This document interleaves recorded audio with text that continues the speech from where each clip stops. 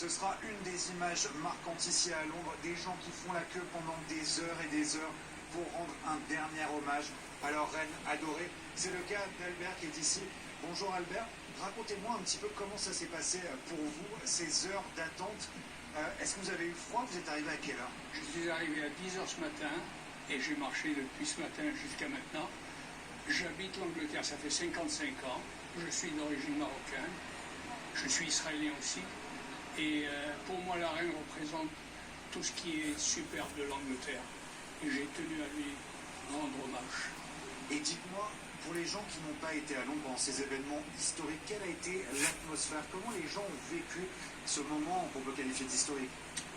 C'est incroyable parce que pour la plupart du peuple anglais, ou du peuple britannique plutôt, la reine était un symbole extraordinaire. Et ils sont tous prêts à lui rendre hommage de la manière comme vous voyez en ce moment. Et ils sont disposés à faire la queue pendant une dizaine d'heures. Albert, je vais vous laisser repartir parce que je sais que vous ne voulez pas perdre votre place dans la file. Je vous laisse reprendre votre place. Vous l'avez vu, Albert, comme tant d'autres, veulent absolument rendre hommage à la reine Elisabeth II. Ce lundi, des funérailles nationales, les premières depuis 1965 et celles d'un certain Winston Churchill.